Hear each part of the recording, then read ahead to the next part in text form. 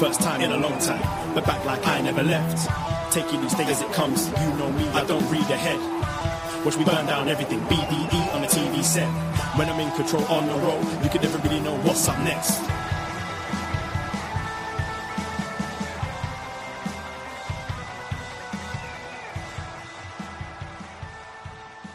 Hello. Hello, hello, hello.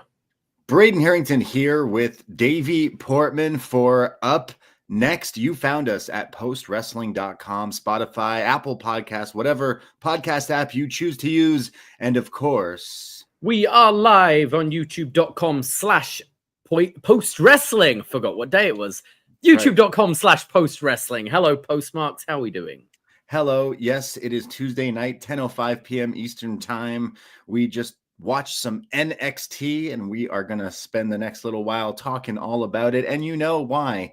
It's because we're your NXT friends. And we'll always be your NXT friends. And it's stand and deliver season. So you know we are seated and delivering podcasts to you here tonight. And we appreciate you joining us for the ride here at Post Wrestling, as we do every Tuesday night here. You were away last Tuesday. You had some fun over in the Big Apple, supporting America. I know that must have hurt you a little bit. Now that you are full-blooded Canadian, I know that you booked it before the dramas. So yes, you get a pass. Cash only. You paid everything in cash, making sure the government didn't get any of it. Right. Exactly. Yeah. But Siino Evil was holding down the fort, and then I heard you met up with him the next few days in New York. Yeah, went to see him on Wednesday. We went to the theater, had some bevies. Always great catching up with Siino. And then one of the nicest things I've heard is he said that you surprise, shocker, that he got a little too lit and had to go home early. I was like, yeah, that sounds about right. You were hanging with the big dogs, and he said he took the train home and then left his train on the phone.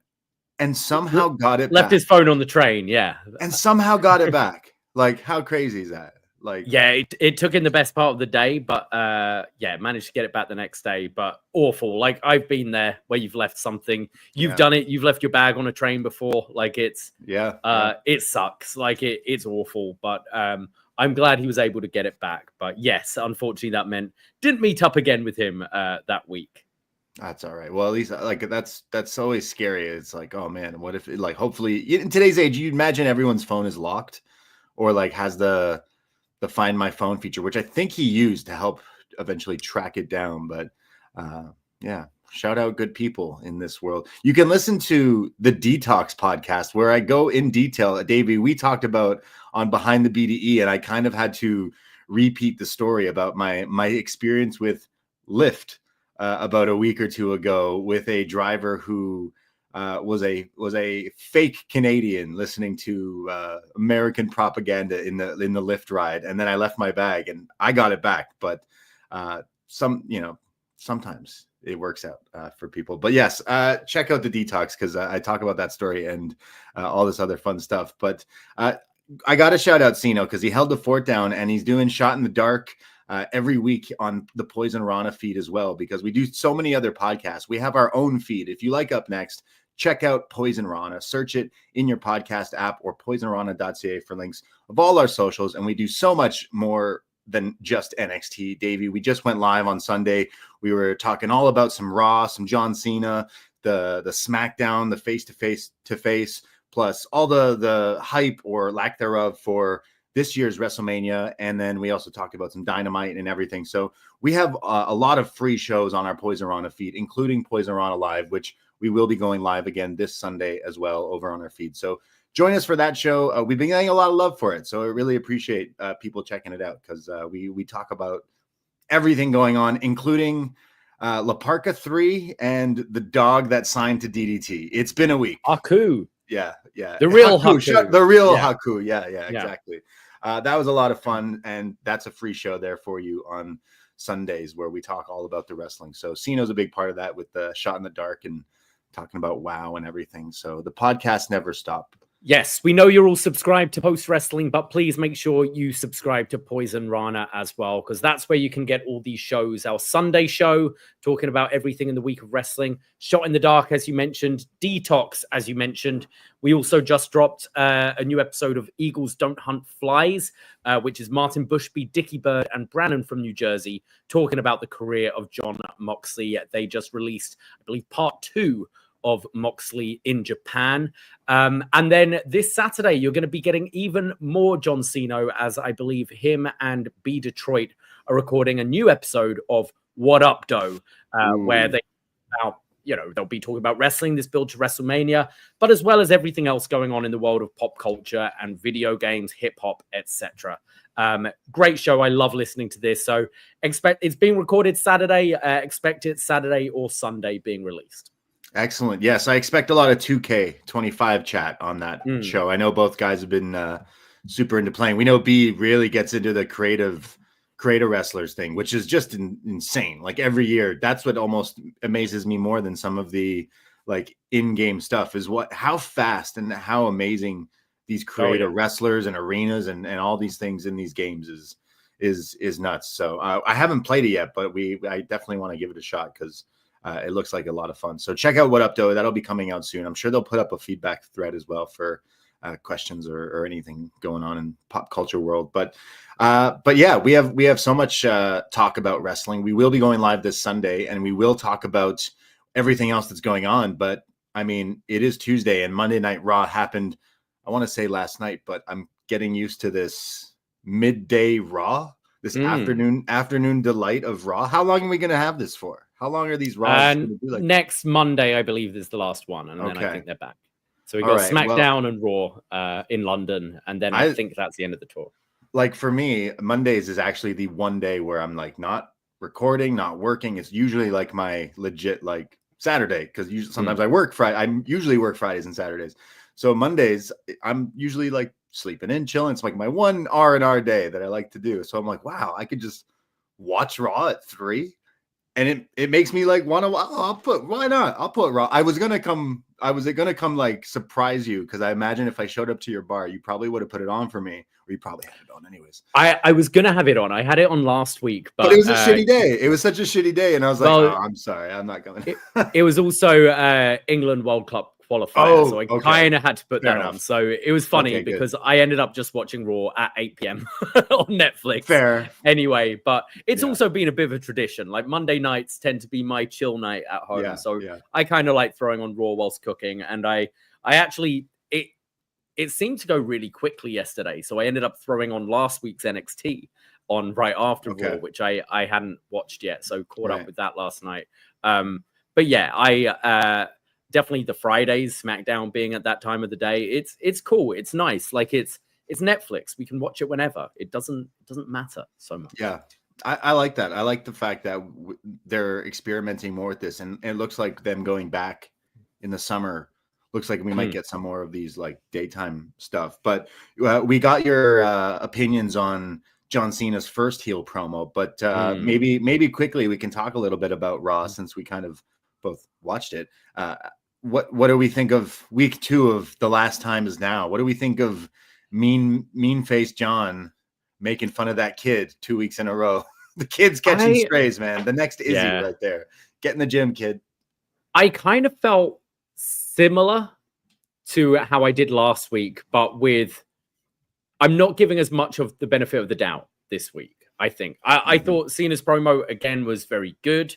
I'm enjoying this character, but it kind of lost me when Cody came out a little bit. And Cody's great. Like, there's nothing based on the performances. It's the story, and it's the massive rock-sized elephant in the room. Why there hasn't been any mention of The Rock or Travis Scott. Yeah. And I think it's okay for Cena not to mention it, because he's the bad guy. He doesn't need to reveal his evil plans to you. But why is Cody not asking him? Like, if I was Cody, I'd be like, yeah, no, like, enough of that. Bro? Enough about the fans and all that. Why did you do that with The Rock? Why did Travis Scott give me a black eye? Yeah. And I think that's where it's lost me a little bit. And I think their performances are great. I thought some of the lines that Cody said kind of contradicted last week. Last week he said, if I'm facing this Cena at WrestleMania, this Cena's a bitch. I want the real John Cena. And now he's saying that this is the most dangerous version of Cena we've ever seen. Like, that's contradictory. I actually really like the element of Cena going, I'm going to like erase Ric Flair's legacy, be the 17-time champion, defend it through to December, and then walk away and like take wrestling history with me. I think that's great, but it's like coming up for a month now since Elimination Chamber. Mm-hmm. And they mentioned Rock that first week. Punk said you bald fraud. Cody brought up The Rock and Travis Scott. And then since then, it's not been mentioned. And I think the IWC, if you will, like, I mean, we're all the IWC, everyone's on the internet, but like, it's the conspiracy theorists and stuff are like, what's going on? Is there more to this backstage? Why have they not even mentioned his name the last couple of weeks? For me, that's making the story suffer a little bit, but there are still definitely things I like about it as well. Yeah, the highlights for me was him referencing Ric Flair, saying like, hey, I'm going to beat Rick, like, forget him. You will forever remember the name of John Cena. And saying that babyface promo, right there. Like, basically, a little bit. Basically saying the stuff about the spinner and like, hey, you said I was disrespecting tradition. Well, like, how about this? I'll take the title and you'll have to get a new one because I'm retiring it. I thought that part was good, but I'm thinking it's still missing something. It's still missing a good chunk, like a third of like what the story was The Rock did a hand signal, John Cena made a boo-boo face, and then kicked Cody in the balls. Why aren't we discussing like how we kind of got there a little bit? And why? That's on Cody. I think it's not necessarily on Cena. It's on Cody because it's for him to be searching for answers right now, right? So, and if it is something, you know, Rock thought he was going to be able to do WrestleMania, now he doesn't think he's going to, so we're like pulling back on that. He's still like this omnipresent figure in WWE. We know he'll show up. If schedules don't align, we know he's going to show up at some point. We know he's going to insert himself in this story at some point. We've done the angle. Millions of people have seen like the most watched WWE angle of all time on YouTube and stuff. Like, millions of people have seen this. And I think for Cody not to mention once, like, enough of this bullshit, John. What deal did you make with The Rock? Yeah. Why have you joined The Rock? Like, they're the answers I'd be wanting to know. Like, if someone attacked me, you know, if some rival podcast scooped you up and you both beat me up, I'd be like, well, why did you join that guy? What did you do that? Not just speaking to you, you know, and I think that's what has kind of lost me a little bit. Yeah, like I said, it's missing something. Definitely. Like, I'm still intrigued. I still think it's cool. John Cena's angry and making fun of kids and stuff, but I'm almost like still like wanting more from it. I'm like, but can we talk about Travis Scott? Like, could Travis Scott come out with you? Could, like, you know, could The Rock explain some things? I don't know. I feel like it would be a whole lot crazier if The Rock shows up with John Cena and they cut like promos together. Like, or The Rock is in his corner at WrestleMania. Like, is that so far-fetched to say? Like, that we assume that was kind of with The Rock's somewhat involvement. But yeah, I don't know. I'm not hating it, but also 1 year ago today from Monday Night Raw was The Rock attacking Cody. Look at you now, boy. So like that, I felt like you had the Vegas like press conference that really set the tone of like the final boss, and then you had The Rock being a heel.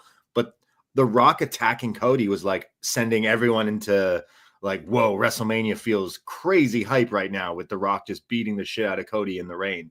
Like iconic Raw moment. But I'm thinking like, what can we do? We need something else. We need to like juice things up because I'm not feeling the WrestleMania hype as much as I was maybe when this happened, like Elimination Chamber, when the actual angle happened. I feel like it's kind of fizzled a little bit, but I think they can still pick things back up, you know? I think that's the thing. This week, this story, apart from the title thing, the story really didn't move forward anymore. Yeah. And next week they're going to be in the set under the same roof once again. Right.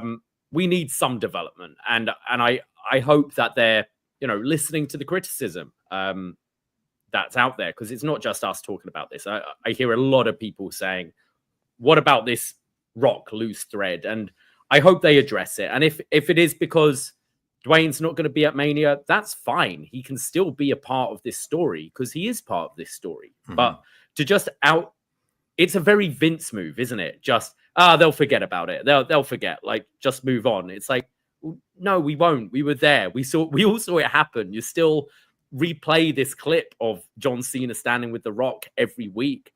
But it's just bizarre that even commentary aren't even mentioning it now at this point. It's now just become a story where Cena is mad at the fans. It's bizarre. Yeah, it's not gone maybe the direction we thought it was going to go, and maybe we're still holding out for that one big promo. And I think it would be great if it was the two of them together explaining, like, where is Raw? In London, right? Yeah, is that right. So like SmackDown and Raw in London. So like I don't know. I don't think if The Rock came out, it'd be a pretty big thing. And like that would definitely like. Oh, I don't see The Rock coming out in London, but like I think you can at least mention his name.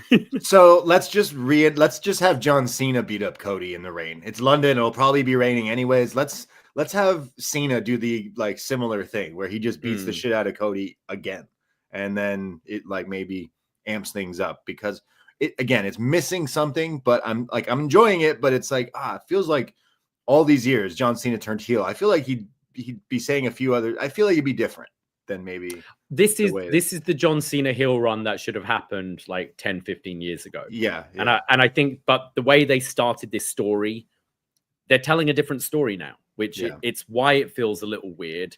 And especially at this point in his career, it does feel like he's kind of playing a character, which I know he is, but we know it's his last time and he's just doing it. Something's not quite connecting right now, and there's still a month left to go, and the match still like completely has my interest. John Cena versus Cody, it's still the hottest thing going into it. But I felt like this week, as I said, I'm not giving the benefit of the doubt as much as I did on the week 1 promo. Yeah. But we'll see where it goes. Definitely looking forward to London Raw. Was there anything else from Raw this week that kind of took your interest at all? Well, no one said his name, so I guess he didn't appear. But Joe Hendry didn't show up as Jey Uso's partner, as I think a lot of people just assumed just because of where they were in Glasgow. But out comes Jimmy, and people were like, "Oh, right, yeah, shit, he's got a brother that former tag team champion." So that kind of makes sense. That was fine. I didn't understand the slip up thing. Now they're trying to do like, Jay botched last week and he botched this week because his head's not in the game is now the story they're going with. And I don't know. This story isn't necessarily the most like heated up, but I think when it comes down to it, I hope Gunther and Jay can have a good WrestleMania match. I just don't necessarily see it as being one of the main events of the weekend. I think one of the and we kind of talked about this on Poisonrana on Sunday, is I think actually this year they've built more stories than they did last year, but I think some of them they maybe started too early and they've ran out of material for it. Because if you think this Jay and Gunther feud started the build for Saturday night's main event back in like November, December. So it's been going since the end of last year. And then it was pretty much confirmed like a week after the Rumble win that Jay is facing Gunther. And then ever since then, it's just been Gunther attacks. We've already had, back in Saturday night's main event, the story of Gunther saying, "You're not good enough. You're just a yeet man. You're not a wrestler," that kind of thing. So we're lacking those big like promo segments because we already had that back at the tail end of 2024. So it's just like this match just needs to happen, and we've still got a month left, and I don't know how much juice you can still get out of this, unfortunately. And it's cool. Like I imagine Jimmy just gets murdered next week. I love the slap, like choosing that like narrow concrete corridor to that slap sounded awesome. But I feel kind of the same with Tiffany and Charlotte. I just think a lot of these matches we've kind of known for a while, and they don't have the ideas to really stretch it out for this length of time. Yeah, it's not the most compelling story, but I do think they can pull out a better match than their Saturday night's main event one. Also loved Grayson Waller because they were in Scotland shouting out Shrek in the crowd watching. Maybe that Grayson Waller isn't that bad after all. But another thing I loved was the newest luchador star on the Raw roster, hailing from the Gulf of America, using AI footage and all. I counted them 6 fingers in some of those videos. That's how you can tell. So, like, I was chatting to this last night while we were watching it, and Graham, my roommate, is like, "Oh, they're using AI for this," and I'm like, "No. Chad Gable's using AI that's exactly to make this video. It's like one of the times I'll forgive it because it is like this guy is like, him. "Oh, I need to make this video of I'm this luchador." So I actually thought it being, and as you say, like 6 fingers and stuff like that. Yeah. I thought it was effective, and the Gulf of America thing had me howling. Like there's a lot of things going on in the world right now that I'm not particularly happy with, but it did get a chuckle out of me, the hailing from the Gulf of America. Like, I thought it's pretty funny. I think it's pretty smart, and all in all, this is going to lead to like him taking on, I don't know, Rey Mysterio or a big lucha match, or dare I say a mask versus mask match at WrestleMania.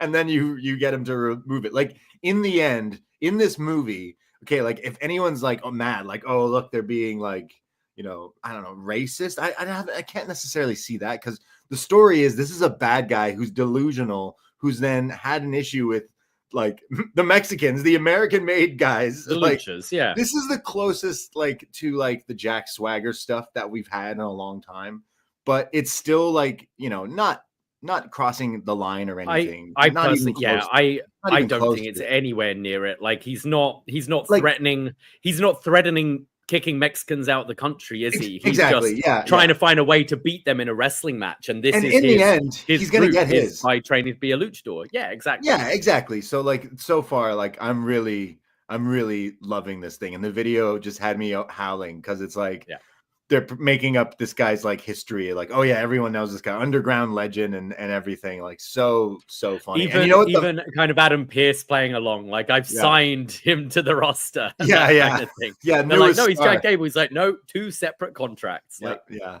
So I think wrestling fans always get a kick out of the like dual personality thing, but Mr. America and Los Conquistadors, all that kind of thing. Like, we've seen Chad Gable, Shorty G, been given so many different things, and he's always made it work. And every day, Chad Gable gets closer to Kurt Angle level. Like, he's got the wrestling and he's got the comedy. Like, he's so funny. And you know what? I love Dragon Lee versus, is it Grande Americano or Americano Grande? Americano Grande, I think. One of Ariana Grande. I thought this match was really fun. And then how even funnier with the finish is he just takes his mask off and puts him in the ankle lock. Like, hilarious stuff. So I'm not quite sure. Yeah, Rey Mysterio versus Americano Grande, I think, is the WrestleMania match, mask v mask. And we'll see who gets the mask taken off, I guess so. Yeah. Or they've got to do the thing where they have Chad team with El Grande Americano, right? Like the baby faces are like, no, they want to prove it, and we have the 2 come out to do it. Well, what's the one with the Hardy Boys and Edge and Christian, right? Los Conquistadores, where eventually the Hardys then dressed up like them and tricked Edge and Christian, which was like the funniest play. And I think you could do something like that. I've seen some people online speculating this could, like, this, if you prolong this character, eventually he could feud with El Generico because it's a pretty similar right. side character. But I thought this was hilarious, and the actual wrestling itself was great, and I love me some lucha stuff. So keep at it, and I want to see where they can go with the silliness of this like luchador history. I see someone in the chat here, War Hero 99 says, bring back the gauntlet from Lucha Underground. That's exactly we need Chad Grande going to the temple and wrestling, I don't know who's the guy who did the stage dive. He dances on AW. We love him. Oh, Angelico. Yeah. Get him, get the older guy, Johnny Mundo, all those things. Yeah. I thought that was like fantastic. That was probably my favorite part of Raw was that whole segment and the match. Loved it. Yeah, I found the women's 3-way build still kind of disappointing. I really hated the brawl they had. It just felt so choreographed for like a brawl between these three. They're popping each other in the air to do ranas and and like I hope the actual match is a lot smoother than that looked, but it's a awkward build to a 3-way, and I can't say I'm particularly into it. I think the match will be fantastic, but the match will slap for sure. It's like we know it's now EOV Rhea again next week. We know there's going to be shenanigans to make it a 3-way anyway. So can't say I'm particularly into that build, and didn't think this week was particularly strong. What about CM Punk and his promo where he says he's going to have the contract signing? I can't believe CM Punk is trying to convince us to tune in for a contract signing. And you could tell he was like, fine. It's funny because he's like, why are you booing? And like, we gathered it's probably because, they were hoping to see Roman and Seth tonight. But I took it as booing like, fuck, another contract signing. Can we do something else? Yeah. So also... I love Punk. I think he's just great on the mic, and I think the intrigue of Heyman and the favor and all that is pretty good. Like he did the line, "I'm still working with children," and then every time he references AEW, it seems like only like a portion of the crowd understand what he's saying. It's usually crickets. It's kind of it's funny because it's also like they don't even know what that is, like because AEW is not known to so many people. But also he's trying to take a dig and it kind of just goes over people's heads. But I thought he's like the main promo of this feud. We talked all about it on Sunday on Poisonrana Live, but like the feud doesn't really make sense for me because I just want to see them face each other in singles matches more than I want to see the three of them. But does this favor come into play, and does like one of these nights, is this one of the main events because of star power, or like, is this something that happens where Seth Rollins walks out with Paul Heyman somehow, some way? Would that be swerve it that way? Yeah, like would that be like? I think Seth would gain the most from winning this match, and I think if you did some sort of swerve like that, I don't know if that's just like too out there, but like, it would be interesting. I feel like Seth getting that rub would be more like beneficial to him than to Roman or Punk. I kind of know what you mean. Like I know last year I was going, Seth should pin The Rock in the tag match or something like that. And I feel like Seth again feels the kind of odd man out a little bit. That being said, I think you say not making sense. I think not making sense in the sense that you can have just bigger matches as a singles, more focused thing. Storyline wise, I think this all makes sense with, Punk being the one who brings in these two guys, the rivalry Roman and Seth has had for years, the rivalry Punk's had with Seth, the rivalry with Punk and Roman going back to the podcast and that kind of thing. So I think storyline wise makes complete sense. It's just, it does feel less than if it was just the singles match. But I think Punk is carrying it on mic. We see Seth can step up when he needs to in some of these promo segments. We saw it in the singles feud with Punk. It's kind of Roman. I feel like I'd like to hear a bit more from now and actually dive a little deeper into this because Roman's got this very stoic character and it works for him. It works great, but I think we need to go back to you tried to derail my career. You we make Roman look strong.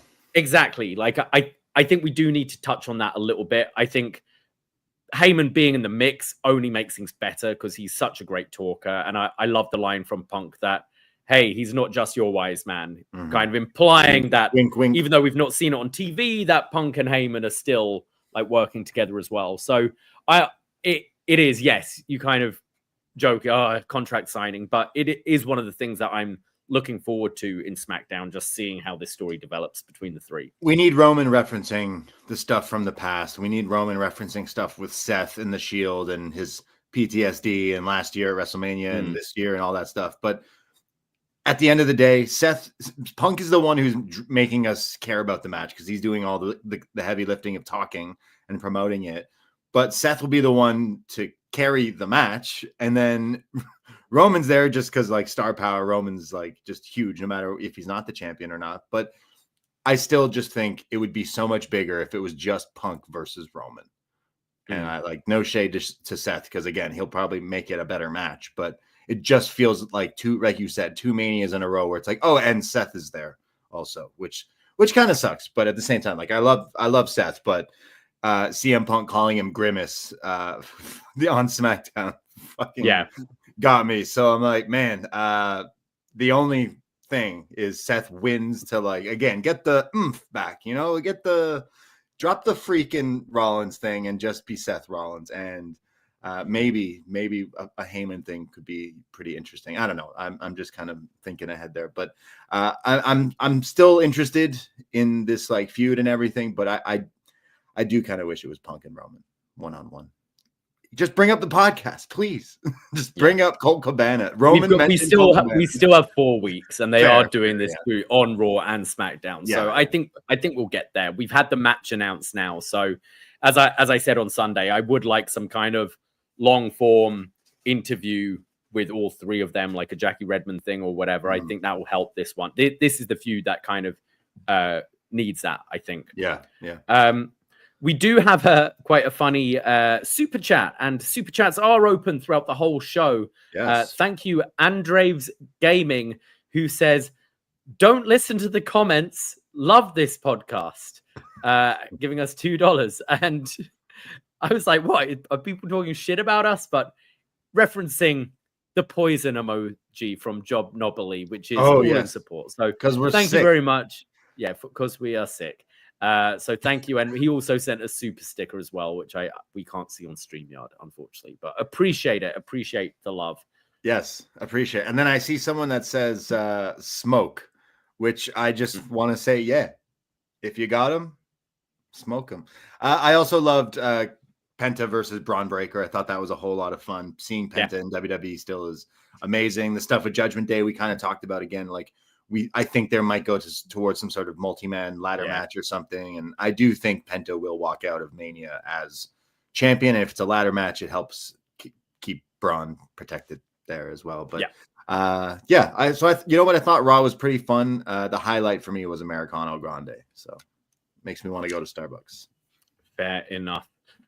Before we get into NXT, we have a few things coming out on our Patreon. If you would like, it's only $5 a month, patreon.com/PoisonRana. We put out a St. Patrick's Day show last week reviewing Leprechaun in the Hood, a little yearly tradition we're doing, reviewing this terrible franchise of Leprechaun movies. We did that. We also released our Part 7 of The Champ Is Here. John Cena's 7th reign. Obviously, Cena going for number 17. This is a big show we're doing every month, looking at a title reign of John Cena. This one featured the Iron Man match against Randy Orton, which I think surprised us on this show. Better than Sean and Brett. Listen to our thoughts on the show, and featuring Post Wrestling's Eric Marcotte and Jack Wannon, who we had 2 fantastic young Canadian Post Wrestling representatives on, and we spent a few hours chatting about John Cena's 7th title reign, all the programs involving Triple H, Shawn Michaels, Hornswoggle, suing DX, Sheamus throwing Cena sort of through a table. Some NASCAR guys. Yeah. Oh man, the list goes on, and we really enjoy doing this series, and we appreciate some of the love we've been getting for it. The Champ is Here. You can listen to all the episodes. Some of them are available on. We put some out for free because we like to share the love, but all of them are up on our Patreon, and we are recording another one very soon. Davey, is it safe to say we can announce our next episode? Yes. So next week is episode 8 of The Champ is Here. This is a very short title reign. Actually, I think it might be John Cena's shortest title reign ever, as it's the build to Elimination Chamber 2010, where Sheamus is defending the WWE title. And, well, it all ends very quickly after not quite a cash-in, but a cash-in after the match. And we have someone very special joining us next week. Jason Solomon from Solomonster's Sound Off will be joining us to talk all about this Elimination Chamber event.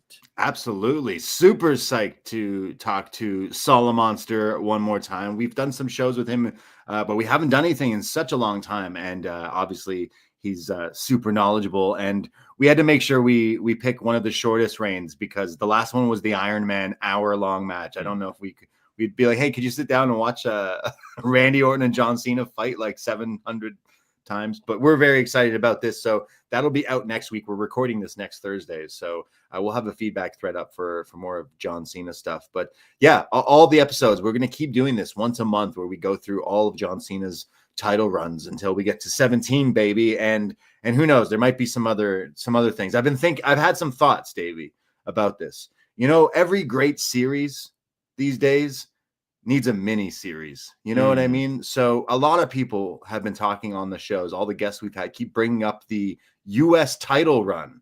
I thought you were going to be talking about the tag run with David Otunga there, which John Cena coming up very quickly. Yeah.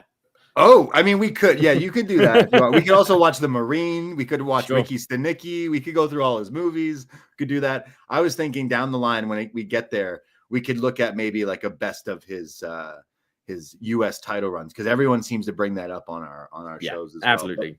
well. But we're really looking forward to chatting to Jason and talking about John Cena's 8th title run. That's our 8th episode of The Champ is Here. So that will be available for everyone. I might give it to patrons first, but I'll be maybe giving this to everyone. I think sharing it. Yeah.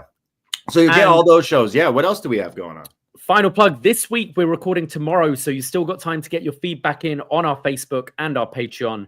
We're recording with world champion patron Chris Leone. This is Spinal Tap. Yes. We're turning it up to 11. It's the only joke I remember. Oh no, Lexington. We're gonna go to Lexington. We're gonna find the stage door. That joke will make sense when you watch the movie tomorrow, Davey. We're gonna chat all about Spinal Tap. Our world champ patrons over on our Patreon get to select things, wrestling, movies, whatever it is, and then we watch it, review it, and have you join us. And Chris Leone has selected some fun things in the past, and now this is Spinal Tap. With the announcement of the sequel all these years later, I think this is a perfect time to look at this movie. It's a lot of fun. It's really silly. It's a mockumentary about rock and roll. Yeah, it's fun. It's short. It's fun. It's a lot of fun. I'm excited. Excited. You've never seen it, so it's a good one to scratch off your bucket list. You'll understand. Like the humor is pretty ridiculous. But all those different things we do on our show, like all the wrestling, all the movies. We looked at Honora, which is now I think on Disney Plus, which means Honora is a Disney princess. I think that's how it works. Bigger draw than Snow White. I think Honora is bigger princess right now. She's higher on the ranks because she's triple, quadruple Oscar winner now. Yeah, crazy stuff. We reviewed that as well. So many things that equals to like pennies per different podcast. Check us out, patreon.com/Poisonrana. It's $5. So it's WrestleMania season. We're working hard. We got best match ever Triple H in a few weeks. We're working real hard. So $5 is all it takes to give us a little tip of the hat and gives you all these podcasts. And we appreciate all the love out there. Now we're going to get into NXT in just a minute, but I just wanted famous last words because a bombshell was dropped on me earlier today because I had no idea. Did you know Martin Short and Meryl Streep are dating now? Oh, that makes a lot of sense considering she's in What, Only Murders? Well, apparently it started on Only Murders in the Building, and apparently they're hinting that they might get married. So, yeah, Meryl wanting to move to Canada, clearly. But, of course, yes. Yeah. Of course. Shout out Martin Short, though. Got to support Canadians. I do love Only Murders. I haven't finished it yet, but Martin Short and Steve Martin, great duo. Yes. And the stuff about dips apparently is legit. He legit loves his dips. So Meryl Streep's been shown all these elaborate dips from Martin Meryl Short. loves dips as well. They just make out over dips. Two old legends just dipping. That's some knowledge. You tuned into an NXT review, and 40 minutes in, we haven't talked about NXT, but we're talking about Meryl Streep and Martin Short dipping. So take it how you was. Make sure you tell everybody that fact. Yes. Repeat the same joke too. It's okay if you steal it. Just say it. Just say it's the same. Okay. We steal so many jokes. Yeah, exactly. Okay. Yeah. Super appreciate all the love out there. And hey, last plug. If you are in the Toronto area and you want to watch WrestleMania, well, there's no better party than partying with the BDE. We are throwing another Rana Mania at Gabby's 309 King Street West, downtown Toronto. We do our watch parties once in a while, and boy, do we have a ton of fun. Davey's re-upped on some of our prizes for our games and raffles. We're going to give away some WWF Stone Cold Steve Austin vests and DX Suck It jerseys, as well as some lucha masks and some other fun stuff, as always. Both nights, Saturday and Sunday. Go to Poisonrana.ca for links to that. You got the jerseys there, the Suck It 69 jerseys. What a brilliant piece of merchandise. Classic. I mean, who isn't going to want to wear this, right? Yeah. So we have a ton of fun. We're going to have the screens on to WrestleMania. We're going to have some fun, as we always do, and appreciate anyone who's out there who's made it through to the parties, because we love to see you. And come have a Poison Rana, a Rumble shot, Samoan Spike. Let's go. Let's get rowdy on WrestleMania. Don't leave it too late, guys. We've got about 20 tickets left so far. Ooh. So these are moving very quickly. So if you want to come along, Poisonrana.ca, don't leave it too late.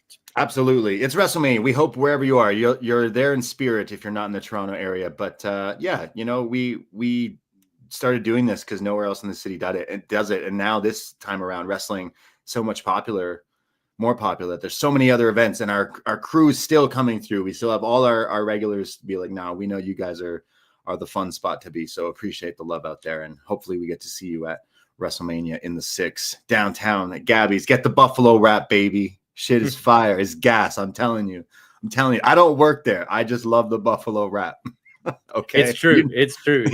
You don't even Davey many times. Do you want me to order it now? Yes. He doesn't even ask me what I want. It's just the Buffalo wrap. That's all I want, baby. Yeah. That's all I want. Canadian made. Yes. Sort of. It's got Buffalo. Well, let's talk about some NXT, shall we? I think we shall. NXT from March 25th, 2025, live from the Capitol Wrestling Center, if they still call it that, in Orlando, Florida. And we're starting things off right away with the first of 2 title defenses of Stephanie Vaquer, and she's defending the Women's Championship against Jaida Parker in our opener here. Two belt Steph tonight. Like, I think Vic Joseph was mentioning on commentary that not a lot of people, I think he said no one has successfully defended titles on the same show. He was referencing Seth Rollins, John Cena. Was that when Jon Stewart was involved for some reason? It was the Night of Champions, before that, I think. So yes. Pretty crazy. Like, so she's defending, and I think we both said last week, like, hey, there's probably a good reason, because she's probably going to drop one of these titles. But will that be the case? I did. They showed all these double champions. Like, they showed Becky Lynch. They showed Seth Rollins. Didn't show Keith Lee, who's the only NXT double champion. And I'm glad Stephanie hasn't done the thing Keith Lee did, where it was like, well, I don't need this one anymore. I'm vacating this. Yeah. So defending both. But yes, starting with Stephanie versus Jaida Parker. Stephanie goes for like a modified figure 4 leg lock, but Jaida gets the ropes. There's a La Mystica into a pin attempt, and just a series of different pinning combinations from Stephanie here. when Jaida comes back, locking in a body scissors round the waist, which Stephanie tries to counter into a pin. Jaida then gets sent into the corner, but leaps over Stephanie and drops into like a seated drop to the back. Yeah, that looked like it really hurt. Like that was like the teardrop sort of, right? Like how she does that move, but this was like to the back, and it genuinely looked like it really hurt. I think this was the move that essentially Stephanie would be selling for the rest of the night, actually. But yeah, ouch. After the break, there's a springboard clothesline from Stephanie, followed by the 619, and then she hits. We still don't have a name for it, so I'm calling it Booker T's favorite move. The greatest move in NXT history. The greatest move. Yes. We've got a few people messaging. A few people online are saying like, why doesn't she just call it devil horns? Because like she's it's kind of an earmuff situation going on, right? Can I say that? I don't know, but like.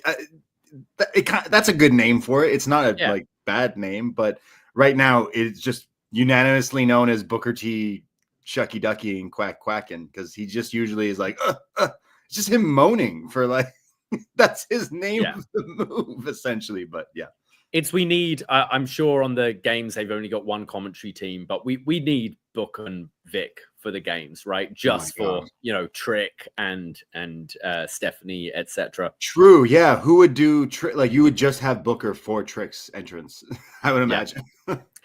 Jaida then catches Stephanie with a spine buster, followed by her teardrop in the corner, and then Jordynne Grace runs out, gets on the apron, which distracts Jaida.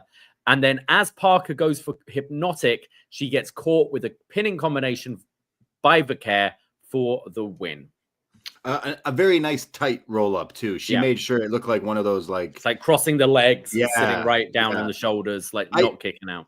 I do genuinely think Stephanie Vaquer is one of the best like wrestlers going right now in WWE. Like bell to bell, she is very exciting to watch and very natural at it seems. So this I don't think it got to maybe a level I thought it would, but at the same time it was more of like this is progressing different stories and leading to bigger matches, and it's TV time constraints, but there was some fun action. Jaida Parker is someone who's definitely stepped up with like her character and her in-ring as well. Like you could see her as a champion in the near future in NXT. So but 100%. I didn't think it got to like a next level, but it was still a pretty fine opening match. Yeah, Jaida keeps stepping up. I know I wasn't on the show last week, but I was really impressed with her promo last week to build to this match. I think she sounds great, and I could see her being a big star in this company. I thought there were a few times in this match where, and I don't know if it was whether they were both off or maybe Jada's not used to being a base for kind of the lucha style, but there were a couple of times when Stephanie would try like La Mystica or the satellites or the head scissors. It was a few of them. It was a couple of times, and maybe that's just Jada's not quite used to that style to like take it quite yet. But it didn't take away from the match for me particularly. I thought it was good. Yeah, it didn't hit that next level, but doing these two match stories, I wasn't overly surprised that it didn't, and kind of had the out with Jordynne Grace as well. Yeah. So after the match, Jada's looking pissed and goes after Jordynne Grace, runs up the ramp, but there's a big pull apart with all the referees, allowing Fatal Influence to come in and attack Stephanie. And as Fallon and Nix are holding down Stephanie, JC Jane delivers 3 sentons to the ribs. And now for the rest of the show, Stephanie Vaquer is selling her ribs as she's got another match to have in the main event. Beatdown, pretty smart. Hey, she called the shot last week saying like, I'll face you after you face Jaida. And then they beat her up. And she, like I said, she got the attack to the back and now the gut. So like, she's been selling like her midsection throughout the rest of the night. We'll cut to her a few times and she's like, the Peter Griffin kind of thing there. But I like this like story long, like for the show, the story weaving out like, okay, we're going to go to our main event and we'll see if Stephanie can, pull it together essentially. Yes. We go backstage where we see Trick Williams and he says, Javon is there and he says he doesn't have time for Javon. And Javon is mad that Trick is kind of just pushing him aside. And Javon's focusing on Dark State and these attacks. And Trick says, yeah, I'm not worried about that. I'm focused on Oba. And Javon's going, you've been focusing on him for 4 months and nothing's happened. You haven't got anywhere. And Javon brings up the fact that he actually dropped Oba last week. Trick tells him that he should be focusing on his Heritage Cup match. And Trick says, not everyone here can be champion. Javon tells Trick that he thought he used to be mad cool, but after he's been focusing on this title, not so much. And Trick says, yeah, well, once you have a title, you'll get it. Javon goes, yeah, well, after tonight, I will. So very much building up the tension between Trick Williams and Javon. Trick, just Trick the dick right now. Yeah, as we keep saying, he's a bit of a prick here, saying just because we're from the Carolinas doesn't mean we're supposed to be brothers. I'm like, bro, I'm not even from the Carolinas, and I was just offended that you would say that. To maybe, you're from what, North Carolina? Was it South and North? Is that what there is? Or is just Carolina? That is West. No, there's North and South. Yeah. Yeah. So stop the war between the North and the South. There's a lot going on with this Trick character, and like they're pushing it a certain way that wants you to think it's going in a certain direction. And I mean, at this point, it probably is going to go in that general direction. But I don't mind him being a bit of a prick here. And like, I'm sure you watched last week's episode, Davey. Me and Siino were talking, like at the end of last week's episode, you imagine that is your main event of Stand and Deliver. It's Javon being added into this mix with Trick Williams and Oba Femi. Like it's three-way season, isn't it? Yeah, absolutely. Hey, not a bad season to have, you know what I mean? But I think like that's a way more interesting story with Javon being the more baby face. I think, yeah. Yeah, I like it. I actually do like that direction a lot more. I think Trick and Oba, that's past kind of that match, and I think it's also with neither at this point being a clear babyface or heel. It makes way more sense to insert Javon into it, and we'll have a lot more segments on this throughout the night, so we can give some further theories when it comes to Dark State. But never mind that, Davey, because we have to cut to the segment backstage where all the women are arguing. Yes, it's that time of the show where it's that time of the show. Yeah. We're backstage and all the women are arguing. The Meta Girls are pissed because Gigi and Tatum have a TNA Women's Tag Title shot and they don't. And they say, hey, we've been the actual only real tag team in NXT for a long, long time. And everyone else is getting all these opportunities. And these freaks took our shot. And Gigi's like, yeah, well, if you want action, let's go. Ava's stood there looking awkward. I assume we have a match booked. There's a tag match booked for later in the night. Yeah, just again, everyone's doing their best, like acting class sketch here, where everyone overact and do your part. So you got people talking in the background, but not actually talking. You got someone on a phone call who's not Izzy Dane's on the phone, but like probably pulling an Eric Bischoff where the phone's on like the home screen the whole time. You're talking to no one. Like it just seemed very It is the extras in all these scenes. Like I thought the Meta Girls and Gigi and Tatum were fine, but it's the people behind them with their and then so fake talking to each other. It's a little over. It's a little over the top. Like we didn't need to see all of these people. Like everyone's mad because I think the purpose was you wanted to set the tone that, hey, look, they're all just hanging out here in this room for whatever reason, and then later on it cuts to them all like angry that they don't have a title shot or something, right? But anyway, they just always seem to cut to like the NXT women's locker room bickering and arguing backstage. Like it's like it's as right as right. It's like, okay, what do we know about NXT? The parking lot is dangerous, and the women all sit backstage, argue and bicker, and there's going to be a segment about it. From like a shoot sense, I completely agree with Jakara and Lash Legend, though. Sure. It's like, we are the only legit tag team here, and yet all these other girls are getting all these opportunities. But anyway, we go to a sit-down interview with Ricky Saints as he's chatting with, who is this? Sarah Schreiber? No, Sarah Schreiber. Vic Joseph, I believe. Oh, it was Vic. Yes, of course, it was Vic. Sorry. Vic, unless something happened to Vic, but that was definitely Vic. Sorry, I just didn't write down the interview. It's weird. It's not usually Vic doing, like, we haven't had a sit down like this, so it's like filmed earlier in the day, I assume, and it's like the empty arena here, and it's just Ricky and Vic, where it's a bit different. Like I like these. I think we needed this from Ricky too. It's kind of a bit like the ones JR would do on AEW, but he is asked, "Look, Ricky, you've got all these people who are saying you don't belong here," and Saint says there are superstars back there who had a head start. And it wasn't until I showed up, they decided to up their game. And everyone is finding out how confident I am as a performer. And coming here was nothing new. Because when I was breaking into wrestling, I lived in my car and wasn't sure how I'd eat that weekend or have money to buy clothes. But the only thing that I did have was self-confidence, knowing that I'd get out of that situation. And my self-confidence is the reason I'm here. I wear scars and battle wounds as pride. And this is when Sean Spears and the Culling interrupt and just tell Vic to leave. And Sean says, we've known each other a long time. Ricky goes, yeah, too long. And he goes, so why do you think I didn't ask you to be in the Culling? And Ricky says, because you knew I'd say no.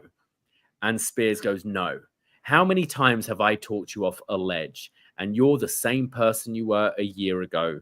And everywhere you go, you get a long line of enemies, and says, and I know there's that old saying that make friends or make money. Well, I'm standing here as champion with 3 of my best friends.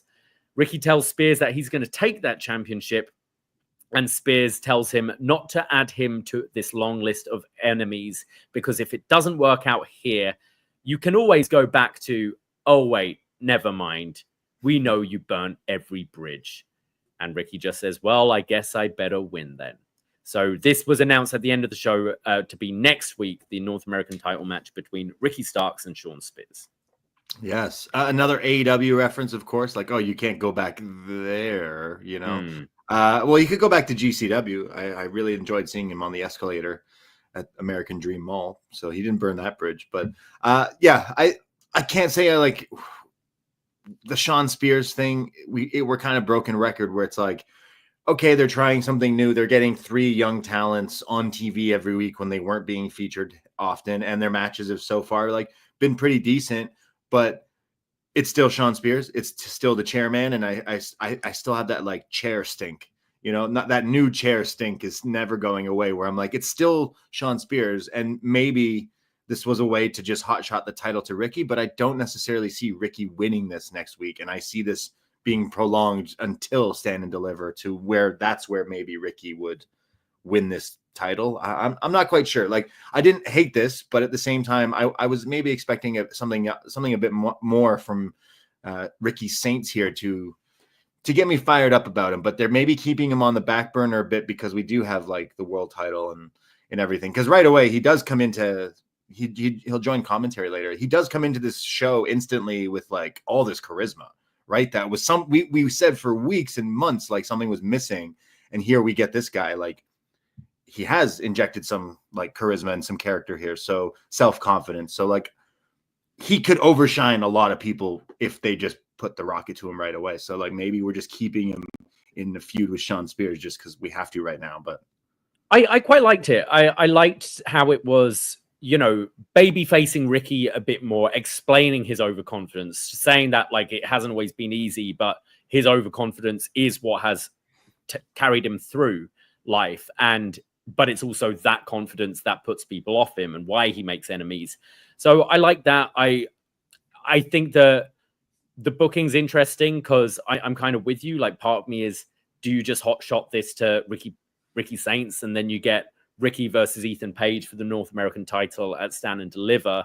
But then the fact that you've already put this much behind this faction and it's still very new, I don't know if you'd have him drop that title that soon. Yeah. So I'm kind of picturing another multi-man at ladder this match. Point. Ladder match for the IC title, ladder match for the North American title. Book it. Yeah, possibly. We go to the men's locker room where we see Tyson, Tyreek, and Wes Lee, who have been watching this interview. And Wes just says, everything I hear around here is Ricky. Ricky. Gotta show everyone that it's not all about him. and the boys then get ready for their match. And there was this like, why are the same people in the same locker room? Like, it has Chase with the two guys that have been trying to get Chase U back together. Then you got Ethan Page, then you got Wes, and like it's just a bunch. It's you just get a men's and women's locker room in NXT. You don't have your private ones. So then we see Kale Dixon and Uriah Connors sat next to Andre Chase, and Kale says, Ricky is literally pulling an Ethan Page right now. That's just what you did. That's just what you did. You came in and got a title shot right away. That must suck, seeing someone else do this. And Ethan just says 2 more words and I'll knock you out. Uriah Connors tells him not to speak to him like that. And that's when Andre Chase steps up and says, look, that's not how we do it around here. Page reminds him that we're not in a classroom. And Chase says, yeah, well, I'm going to teach a sensitive, tough guy who can't handle the truth.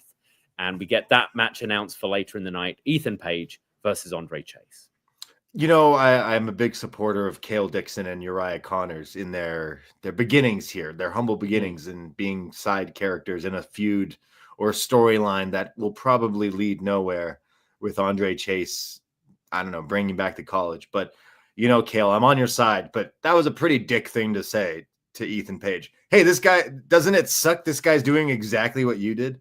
It's like, why? Who talks like that? Come on, Kale. I felt kind of the same thing. It's like, hey, isn't this really shitty for you, lol? And then he's like, yo, shut up. And his mate's like, oi, don't talk to him like that. It's so like, sorry, Kale. What I'm telling you, I appreciate you guys supporting Andre Chase and everything, but you were in the wrong there for sure, Kale. So with your pink polo shirt, I still like these guys. I still am hoping for Andre Chase University to come back. But again, this storyline just makes me like, is this going anywhere at all? Like, what is the state of Andre Chase? Really, look at this guy. If you thought him wrestling in a sweater was bad, wait till you see him wrestle tonight. Where is Thea Hale? Yeah. Where's Thea? Duke? He's gone, but he's, on to some other things, hopefully. I don't know. We need Bodie back. That's what we need.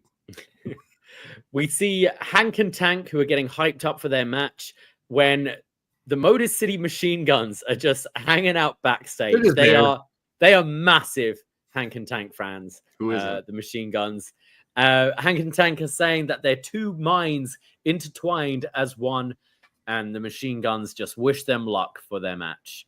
And we go straight to the match. It's Hank and Tank taking on Tyson DuPont and Tyreek Igwe.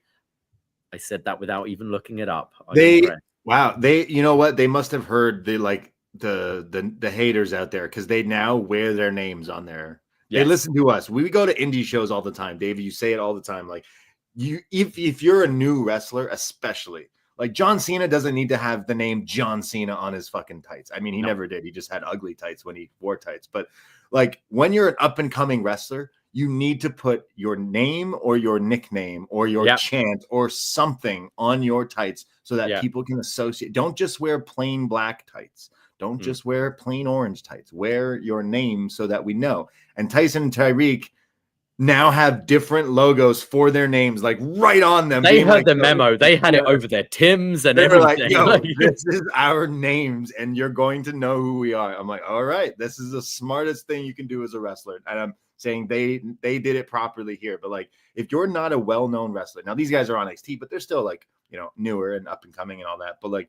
it is such a small little detail that I think wrestlers should notice, especially if you're up and coming. Like, always put something on your tights, because if you're not, people are going to chant, let's go green tights, or like whatever if you look like a pirate, we're going to chant, let's go pirate, man. We even didn't someone on commentary called one of them Tyrone or something the other week, right? They like, their names have been, even in this match, they still call them the wrong Graves. Yeah. So we go to the match, and Hank and Tank hit simultaneous 10 count punches in the corner, and then the honk honk splash in the middle. There's then the very machine gun-esque, the Cobra clutch as Hank is running the ropes into a drop kick to the face. Yeah, just like the machine guns. Just like the machine guns. This was so machine guns do the Muda lock into the front drop kick. This was a camel clutch into a straight up knee to like the guy was not ready for that. The guy, Hank, ran right at him. I think he ran the ropes like 5 times before hitting it as well. Oh my God. Tyson and Tyreek then come back double teaming Tank, and Hank hits this crazy tope suicida to Tyson on the outside. Looked good. It was kind of like the turning your body going sideways with it. It you went really flying. Yeah, geez, I was worried for a second. He almost landed on the like commentary desk. He's lucky he didn't go right through it, but Hank then hits a bulldog in the ring, and then DuPont comes in with this crazy spinning uppercut. And then Tyson holds back the arms as Tyreek starts punching Hank. And then Tyson follows up with a full Nelson slam. Hank makes the tag to Tank, who then comes in cleaning house, hits a fisherman's spine buster, which was quite unique. But Tyson breaks up the fall. And then a springboard shoulder block from Tank. And then they're going for what looked like they were going to go for skull and bones. Just Hank and Tank taking all the guns moves here. But Wesley distracts, allowing Tyson to interfere. And then they hit their finisher, which is like a double team leaping chokeslam spine buster. Yeah, thing. Is this supposed to be like I don't know if they have a name for it. I'm sure we'll hear it in the near future. But like, it's like almost, a slam dunk, isn't it? I was going to say it's the slam dunk because the one guy is back suplexing him and the other one's like super like coming. Like think of the Kenny Omega dunk or I think, or does someone already call something the slam dunk? I feel like someone else does, but either way, it did look kind of like that. And it was a pretty cool looking move, but our boys, Hank and Tank, taking another L here on NXT. Oh, at least Tyson and Tyreek, like they're getting better. We clearly can see this. They see something in these guys. It's weird though, because it's Wes being their like mentor and leader, and I just feel like we were at such a different level with Wes, and he's been brought down to this. Now I'm sure these guys will be trained awesomely because this guy's an amazing wrestler, but like it just feels like at one point Wes at this point in another timeline, the proper timeline, maybe injuries aside or whatnot, I'm not sure, like he should be champion here in NXT. In fact, he should probably have already maybe left NXT. He should be on main roster. Like he is a pretty solid in-ring guy. Now he's just managing this tag team. And I'm sure this is leading to Ricky versus Wes or multi-man like we've been talking about, but it just feels weird seeing this guy is talking shit about the Rascals. I don't want to be my own man, only to go find 2 like unknowns here and be their like sensei. So like I think Wes will be, assuming it is a ladder match, he'll be in that, but it is kind of weird, both him and Ethan Page kicking around the North American title when Page has already been a NXT world champion. And Wes should have been, or at least contending for the world championship at this point. As for the match, I thought it was pretty fun. Some fun big man stuff here, a bit of a meat match, but both teams have a lot of speed and power. There's still questions about, Hank and Tank especially, just their whole look and everything, just still, it's getting there, but still feels off. But I wonder how they'll do on the main roster, these two. But I think we're seeing improvements in both these teams in ring rights. Yeah. Like I think Hank and Tank have come a bit further because they've been together, at least been featured a lot more in some bigger matches. But I don't know. Like the gimmick is they keep losing. We'll get to them backstage again with the machine guns, and they keep learning and they keep like getting better. I think that's part of the gimmick here is we keep getting better. I keep doing topes. Just don't tease those acai moonsaults again because no one wants to get hurt. We don't want to see that. But we joked last week that it should be Hank, Tank, and Dank with Rob Van Dam at like WrestleMania because they mentioned like they want to keep getting mentors. So I imagine we start seeing like more coaches for these guys. It should be tag mentors every week and they just take their moves, like they were doing the machine guns moves in this one. They should keep going down that route. So who's the next tag team that they bring down? Dudley Boys. Dudley Boys, and then they do 3D. Or the Doomsday. Shout out the Doomsday. Never forget. The New Day should be the ones that finally teach them, you should be dicks like us. And then they finally win a match. Pretty Deadly. Sorry, what are their names? Pretty Deadly should come down and teach them how to get better gear. Yep. Yeah.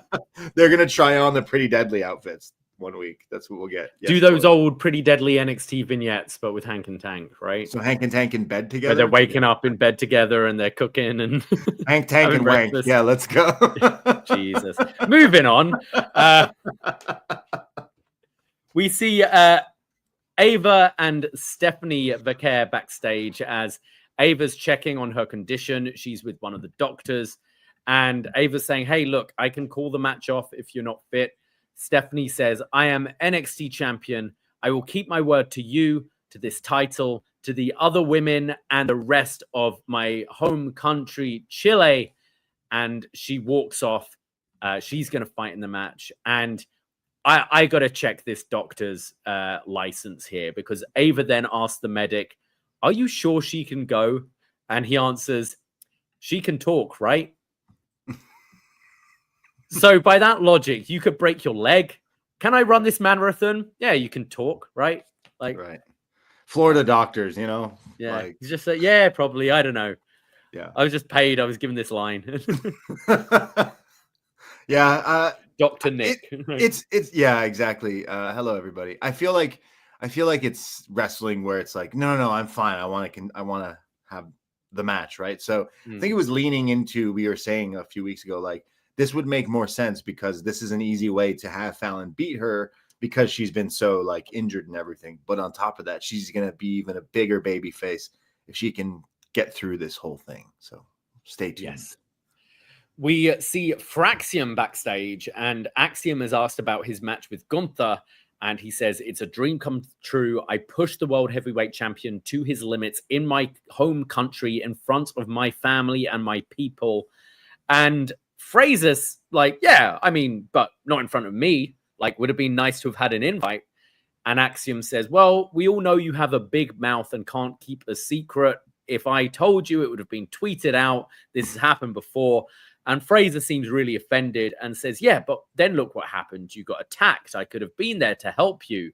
And as they're kind of bickering here, we see Obafemi arrive in the screen behind them looking pissed. And Axiom walks off. So still these two, these two should never break up, but just bicker forever, I think. Fraxium is fine. Yeah. I think the one thing that was going through my head is, okay, when are the machine guns going to interrupt them? And it didn't happen because we got the machine guns shown earlier backstage and Fraxium. So my mind is going, hey, can we get a little taste of that? Can we get that match, please, Sean? Please. I was kind of disappointed that they announced Jimmy versus Gunther for Raw in London, because I think it should have been Gunther versus Nathan Fraser. Well, wait, what? Axiom fought Gunther on SmackDown though, right? No. It was on Raw? Oh, yeah. Okay. So I feel like, was it? I feel like it was SmackDown. Am I crazy? I feel Gunther's like Raw. Yeah, true. I feel like that would have been awesome to have Fraser versus Gunther as well, but we'll get it one day, I'm sure. But the problem is, I guess you can't keep on putting on matches that are going to be better than the WrestleMania match. Yeah, especially if it's Fraser. I think that's a big reason why Drew wasn't on Raw, because I think he'd have just been super over in Scotland, and it could have been a bit damaging to Priest, you know? Yeah, that's fair. It was SmackDown, apparently. Okay, I'm wrong. That's weird. Yeah, I remember it was SmackDown. So maybe they could do London is SmackDown as well, right? So you could have do that. Yeah, you could do it. Gunther wants to do both. Sure. I am like, they referenced that match, but like there's a few weeks still to go. But like, are we gonna get a reference back to the Hardy Boys callback? Are we gonna get a Machine Guns crossover? Like, I do still think the Hardys and Fraxium is the rematch at Stand and Deliver, but again, having the machine guns there, I was like, ooh, okay, hold on a second, that would be pretty cool. So I guess we have to see. We go to our next match. It's the NXT Heritage Cup. Lexis King defending against Javon Evans. I love the scoreboard here, the tail of the tape of Lexis King's Heritage Cup rules. One fall to a finish match. That's it. That's the rules. Yeah, we don't need a graphic for this, do we? It's a match. I think that was done on purpose to get a laugh, and it got one out of me. Like, oh yeah, what are the rules for this? Oh yeah, it's a match. Great. You know what? Let's keep it that way. I love it. Love it. You know what else got a laugh from me? They're talking about how Javon's feeling like ignored, slighted, and muted. And Vic goes, "Hey, Corey, have you ever felt that when you were a wrestler, did you ever feel muted in the locker room?" And Corey goes, "Yes, every single day, even today." Yeah. There's a few things on this show. I don't remember which match it was, but again, we have the Netflix feed here in Canada. We get picture in picture. And there was one, I think it was later on, but Vic Joseph started mocking Booker T. He started doing his lines. He started saying his quotes in his voice. Cholula Green. Yeah, he was doing the whole thing. And it was so fucking funny. So definitely coming soon to a Botchamania clip because Vic was just on one today because Vic was posting tweets today about like getting ready for NXT. And it's like always pictures or GIFs of Booker T doing ridiculous things throughout his career. Like, he loves poking that there. So one of my low key, everyone seems to hate Vic Joseph and Booker T, but beaten into submission or not, they're my favorites. I feel Vic has gone back and done like one of our profile pieces, but on the entire career of Booker T. So learned any time Booker says something ridiculous, he's like, "Okay, but didn't you do this?" Yeah, he's like brushed up on his Booker because anytime Booker challenges him on something, he's like, "Yeah, well, actually, you did this. You had the 2 title matches on WCW, and you did." And Booker's like, all right. There's a show in the UK called Mastermind, and everyone gets like picks a specialist subject, and then it's general knowledge. And on the celebrity version, a comedian picked the host as their specialist subject. So the host is like, every question is like, "When I was 30, what did I do in this?" And she just studied up his entire life. So maybe that's what Vic has done here. Just studying Booker to get him every time. So King gets the early advantage in the match. There's a body slam for a 2, and then Javon gets back into it. He starts bouncing around. He hits his bouncy arm drag, his bouncy crossbody, his bouncy drop kick. There's then this sort of fisherman driver from Lexis, but the shoulder isn't completely down, so the ref doesn't count, and it's only a 2 count. There's then a nasty chop across the chest from Javon. And then Javon stands on Lexis's foot to stop him from running away and hits him with a Superman punch, followed by his bouncy spin kick, and then a huge frog splash, like rivaling Montez Ford for the height on this one. That was nuts. That looked like 5-star frog splash for sure was the thing he was aiming for. But Vic said it like that was a 10-star. Like he was so high up there. That boy is legit bouncy. Holy, that was crazy. But there's a kick out. Lexis then backdrops Javon onto his feet and hits him with the super kick, sets up for the coronation, but this gets countered. And then Javon hits another bouncy spin kick, but Lexis this time rolls out the ring. Javon follows up with his huge leap over the top rope to the floor, which just looks great. And then this is when Obafemi runs out as the ref is distracted by Lexis. Oba hits the fall from grace, the big pop-up powerbomb onto the apron, and Javon Evans is counted out. Thus, Lexis King retains. I love how this ref doesn't see at all this monster of a man attacking Javon Evans. like you can a manager swiping someone's leg or throwing someone a chair or whatever. You can believe that. But this giant man running out, power bombing this guy onto the apron, which probably like shifted the ring for a second. And then the ref's just like, oh, he's been counted out. Classic wrestling, but it was pretty funny. Javon, as always, super impressive in ring. And they always remind us this guy's 20 years old and already so entertaining to watch inside the squared circle. Like he is so much fun. One of my favorites on NXT this past year for sure. Ever since he's been on this show, he's been killing it. So can't wait to see what kind of a huge star this guy becomes. And now he's like, look, he's in the mix with Oba. Like, of course he didn't win the Heritage Cup, and that's fine because he's going to be involved in this main event. He's going to be in a bigger thing. Yeah. Yeah. And like, I think he should win it too. I think he should be the young 20-year-old champion. Like that's nuts. So, the match was fine. I think Lexis King has definitely improved. We talked about that in the last few months. Like he's definitely stepped up. I think the right move keeping him here as the Heritage Cup champ, and he needs to call because he's trying to hit the like made in Japan, like the Penta driver sort of thing. It's made in Cincinnati is what it should be, or I don't know, Skyline Chili or something, the name of the move. But yeah. I'm glad it is, though. One of the things that always bothers me about this move is it always leaves a shoulder up when you go instantly into the pin. Like, oh. So I love that the ref was just like, nah. Like, pin him. I quite like the match. Javon is really exciting to watch. I thought Lexis had some good moments, and the crowd were actually really into this one. After the match, Oba starts to stalk Javon into the ring when the lights go out and Dark State arrives, and Evans starts fighting off Oba Femi, goes for the powerbomb, but Javon slips out, and then Trick runs in and goes for the trick shot to Oba, but hits Javon by accident, laying him out. Ooh, yeah. So more intrigue here. Is Trick involved with these guys? Because last week when they attacked, they didn't seem to attack when Trick was in the ring, therefore leaving the viewer or us being like, hey, maybe there's some reason behind that, or maybe that's what they want you to think. But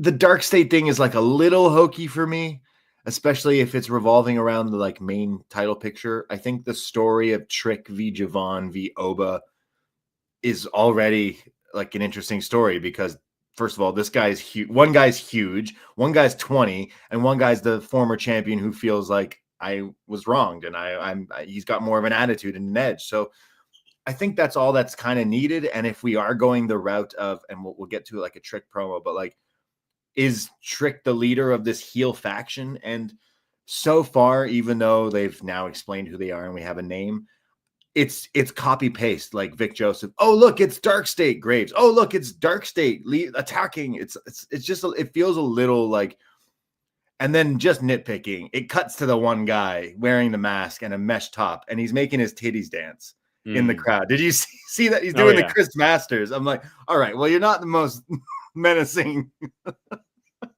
guy if you're there titty dancing, but I don't know. I'm really into Trick versus Javon versus Oba, and I think that match will be amazing when it comes down to it. But I can't say I'm liking the like way it's connecting with this like faction, because I hope that I can be proved wrong. But so far, I'm thinking it's a little campy, like a little silly.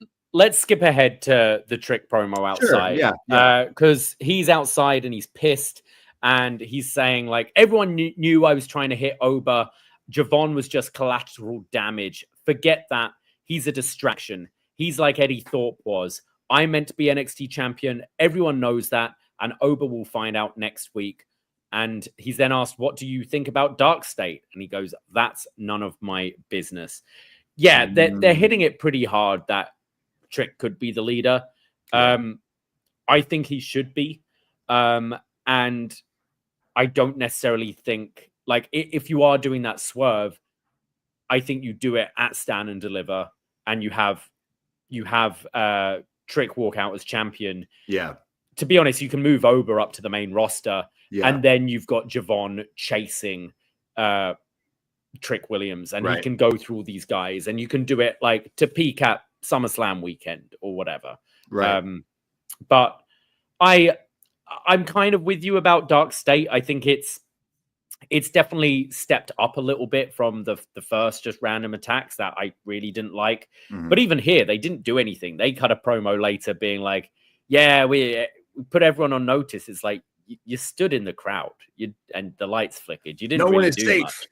Yeah, you didn't really do much. But I think I'm liking this edge to Trick. And I think turning him full heel, being leader of the group, I'm interested to see what we get out of Trick, because even though we've seen him as a heel, he was always the comedy guy. So I think a more serious Trick Williams as champion with these guys behind him, I am kind of interested in seeing that. And it might actually help save this Dark State group a little bit. Yeah, like the finish should be the reveal of them. He's the leader, and they all were helping him get the title back. And he had the stuff with Dion Lennox, right? So like that's the one connection that you could make. Like, but yeah, we'll see where it goes. But so far, I'm like, it's a little copy pace, especially with the same like outfits, the face masks and stuff. It's like, okay, it feels very 2K. It feels very SmackDown versus Raw storyline, where it's like, oh, the lights are flickering, the music's playing, and the guys are in the crowd. They're ready to attack. It's like, oh, okay. Kind of seen it before, but we'll see. So we go to our next match. It is, sorry, I lost my notes. I think we've gone to the Meta Girls, right? We're going to Gigi and Tatum. Yes. Don't call them Chemical X because that's not what they called them here. But I guess that's because Shotzi wasn't here, right? Is Shotzi still with these two? I don't know. They were a great team for like a few weeks, with a couple of weeks. And... you know, some would say the greatest entrance in wrestling today, and now it's just the two of them. We haven't seen Shotzi for a little bit, so the entrance is still good, but you know, it's just not the same without Shotzi. So Metaphor versus Gigi and Tatum. We have Zarya and Soul ringside watching on.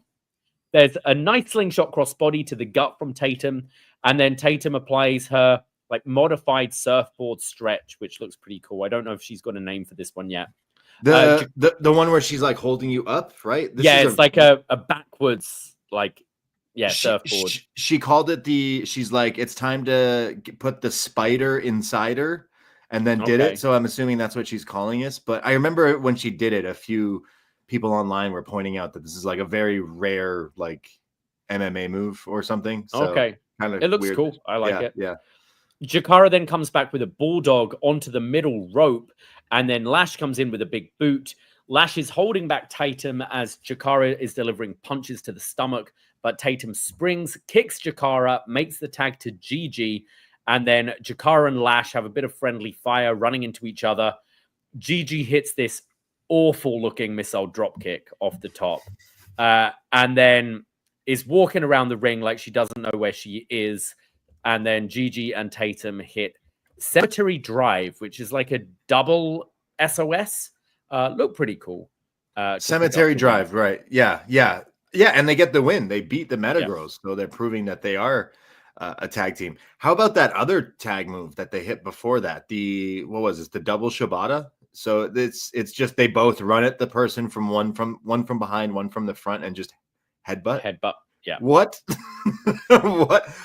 This match didn't do a whole lot for me. I liked when we had Shotzi with the two of them here. It was cool, and it seemed like the matches maybe were a bit more fun and chaotic with the three of them. But when it came down to just the two of them, I feel like it was a little clunky. I feel like Gigi Dolan has kind of been in the same position for a little while, where Tatum, obviously newer to wrestling and everything, has like stepped up and then kind of became spooky and then aligned herself with these more goth girls. But like sometimes the matches they don't necessarily click, and they feel a little like planned out, a little slower motion, and the Meta Girls have stepped up too, and I wouldn't say this is one of their like highlights in the last while. I gotta say, and I might sound awful here, but I just think Gigi Dolan is terrible. She's a terrible wrestler, and it's embarrassing that she's the veteran in this match. She's got years on these other three girls, and she looked like she just started last week. She looked like she's come out of LFG.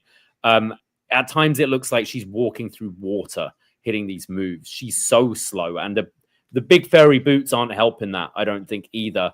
I thought a couple of the tag moves looked good. Like, I thought their finish looked good, but there were times in this match, and it looked like it was Gigi, where she just didn't know where she was and what the positioning was and what's coming next.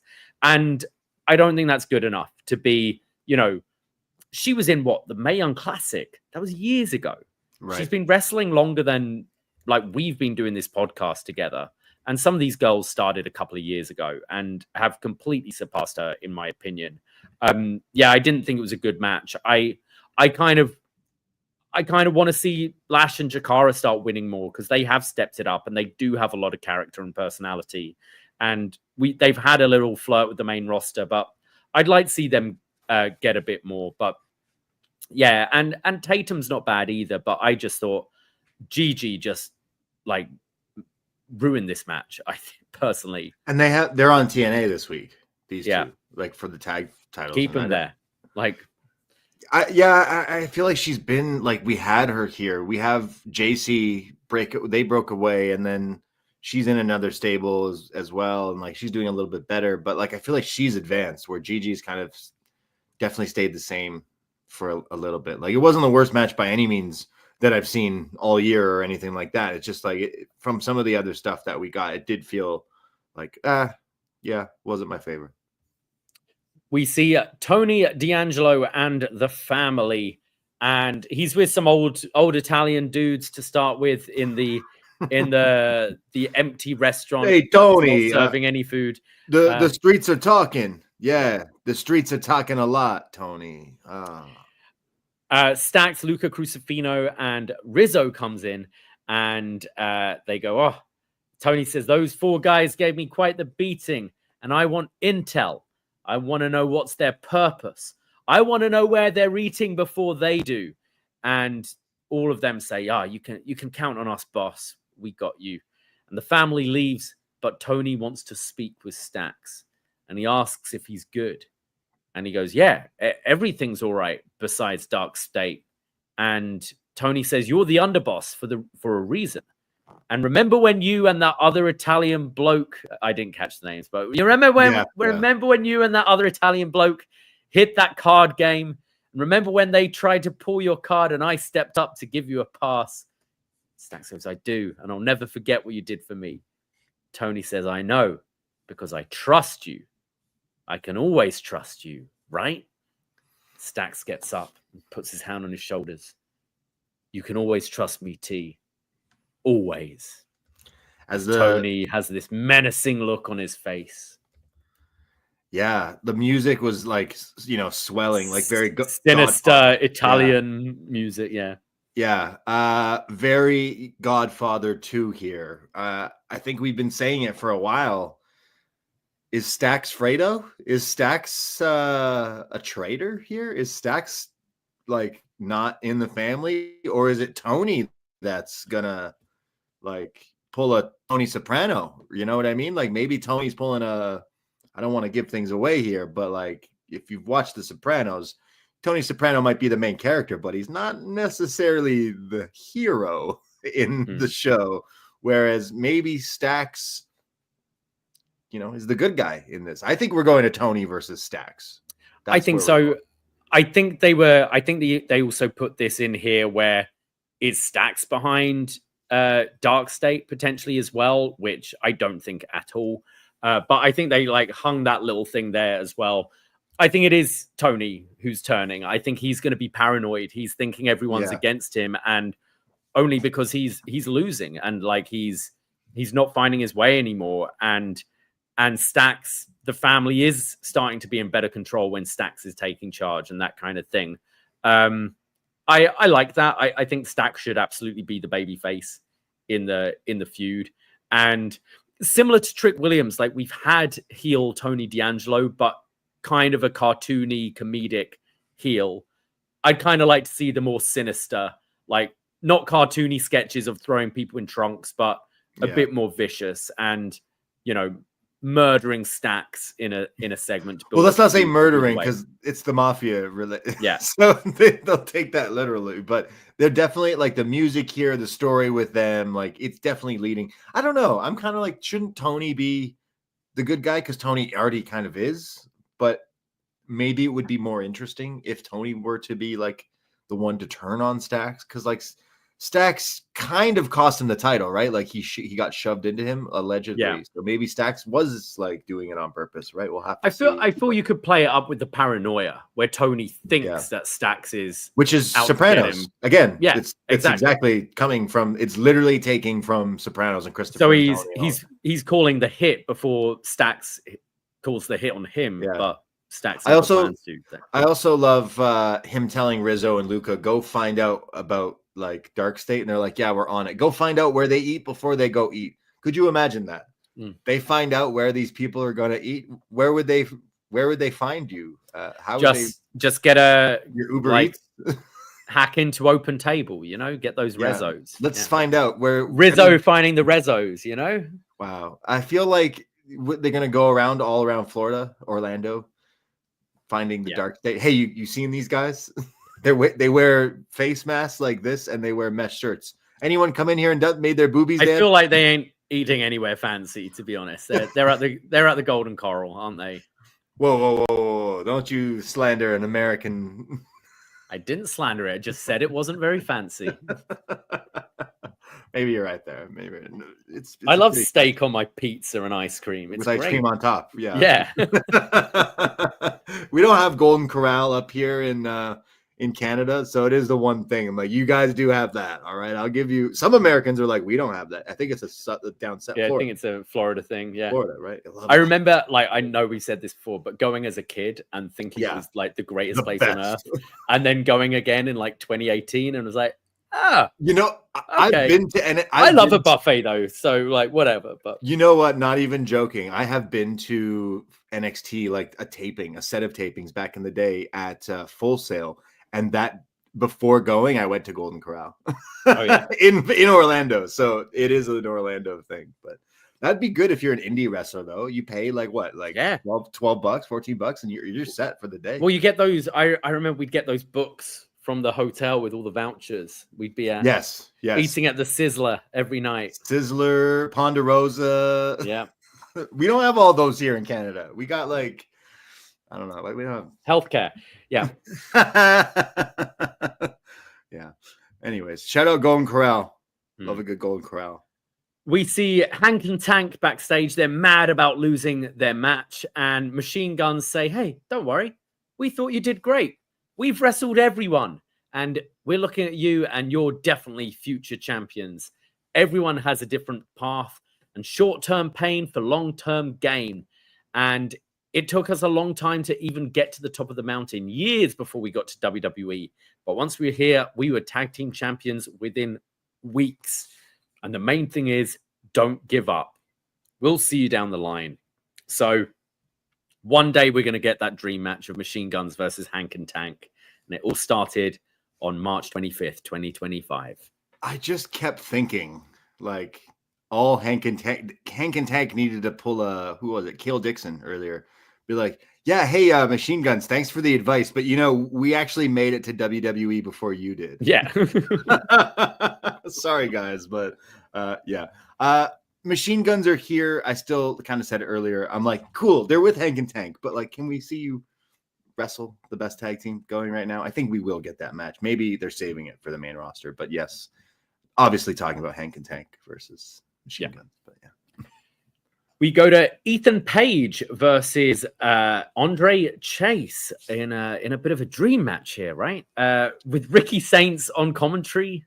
Well, you say that. I mean, these guys surely know each other from Evolve and like all the years before WWE and NXT and all that stuff. Like two, like, you know, legends on indie wrestling circuits before this. I liked how Ricky Saints comes out during Ethan Page's entrance and like walks by him and like starts celebrating as if he's like making his entrance. I thought that was a pretty funny gag to like just shit on Ethan Page, who was pretty pissed by it. It was great. It's fun.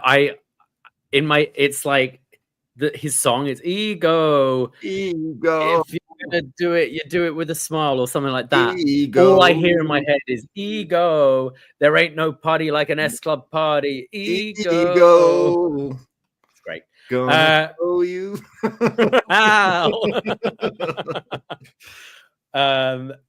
Andre Chase comes out with Uriah Connors and Cale Dixon. And those are real names. Come on, man. You have no idea, like you do, because you do the show with me, but the amount of times writing notes, I'm like, fuck, how do they spell this ridiculous name? Like, what's happening? Uriah Connors could be so many different. Is that an E, an I, an A? You don't know what it could be, bro. Cale, does that have a Y in there just because it's wrestling? Yeah. They keep on going to do the Chase U sign, and Andre's like, no, we don't do that. Hands down. We can't do Chase U. We can't do Chase U. Copyright. Chase is getting the better of Page earlier in the match. He monkey flips Page. Page gets back and starts stomping down and delivering elbow drops. There's a big right hand from Page. After the break, Andre hits his side Russian leg sweep and starts doing the Chase U stomps. He's feeling it again. He's feeling the power of the university. He hits his side effect, hits a tornado DDT for a 2 count, and then Page is fighting back. They're on the top, and Page hits an avalanche power slam. 1, 2. Chase kicks out, and then Ethan Page follows up with the Twisted Grin, the Twist of Fate for the win. I thought there was some pretty fun spots here with, like, man, Andre Chase, actually a fantastic worker. Like, he manages to always have pretty good matches. And this happens every Andre Chase match. Yeah, he comes out, you look at him and you're like, oh, and then you go, like, shit. That was pretty fun. He was really good. The Avalanche Power Slam was pretty great, and I thought it was over, and he kicked out somehow, and then ate it. But the thing that was most memorable about this match was Booker T on commentary. And if you've listened, Booker T has never been a fan of Andre Chase. I guess he's not worked Reality of Wrestling. He's always shit on Andre Chase character, like in like a kayfabe heel commentary kind of vibe, like always like he's not a real university and like et cetera, et cetera. But I think Booker T has outdone himself of the months, may I say years now, of him shitting on Chase U, including the university and all these other things. Like, that's not this and that. Here he is. Andre Chase comes out. The gimmick is he's like lost everything. And he comes out wearing this like disheveled white, dirty dress shirt that he's been wearing. His hair is all over the place. He's supposed to look like shit, right? Booker T is like, Vic's like, this guy's down on his luck. Kayla and Uriah trying to bring him up. And Booker's just like, yeah, well, you know what? Maybe you should just go back to AA. It's like, wait, dude. Booker. I mean, is that what he needs? I don't think that they've established that he's a drunk, because they're not mentioning that. He doesn't have beer bottles or anything. But like Booker's like, yo, maybe he needs to go AA. And I could tell Vic was just like, I don't know what I'm supposed to say to that. So Booker T was on one tonight for sure. And I think that's what caused Vic later on to get revenge by like mocking him and saying things. Because Vic was probably like, bro, how am I supposed to respond to that? Does Andre Chase own any other clothes? Just the red sweater, man. This is just all he has all the time. It's very odd. But yeah, I thought a pretty fun match. After the match, Ricky Saint starts chatting shit to Ethan Page when Sean Spears comes out and attacks him from behind with the North American title. So, yeah, I think you're right. I think we're going to multi-man, get Wesley in the mix as well, whether it's a ladder or just a four-way or what, but that seems to be the direction. A funny line from Ricky on commentary, because he was on commentary for this match, and he said that Sean Spears is just another Canadian who doesn't like me. And it made me think for a second, who are the Canadians? Oh, right. Yes. The, what is it? The bugged-eyed Adam Copeland. Oh, yeah. On AEW Dynamite. I could be reaching there, but tell me I'm wrong. We love you. We're Canadians that love you, Ricky, but don't you be dragging our name through the mud. Come on. Yeah. I kind of want the, we sort of mentioned it earlier, but I want the Andre Chase thing to kind of pick up a little bit. We need a payoff. Like it's been too long, and like they let it go. And then like we've seen this in NXT, Davey. We've been accustomed to this just leads to them getting released.